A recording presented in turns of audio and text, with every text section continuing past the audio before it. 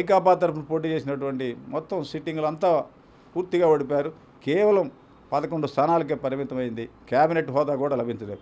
అది రాజ్యాంగపరంగా నీకు 1/10 వంతు సీట్లుంటేనే క్యాబినెట్ హోదా ఇస్తారు. దాన్ని వ్యతిరేకంగా నా క్యాబినెట్ హోదా ఇవ్వలేదు అని నేను అసెంబ్లీకి రానని చెప్పంటాం, దాని క్యాబినెట్ హోదా కావాలని హైకోర్టులో సవాల్ చేయడమే ఆయన రాజకీయ అపరిపక్వతకి నిదర్శనం.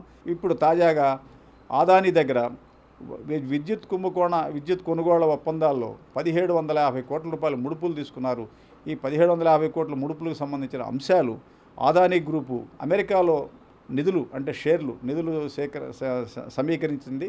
దానిలో భాగంగా ఆ నిధుల సమీకరణ వ్యవహారం వెలుగులోకి రావడంతో అమెరికాలో కోర్టులో ఈ అదానీ ముఖ్యమంత్రి జగన్మోహన్ రెడ్డికి లంచాలు ఇచ్చినట్లు రుజువై కేసు నడుస్తోంది.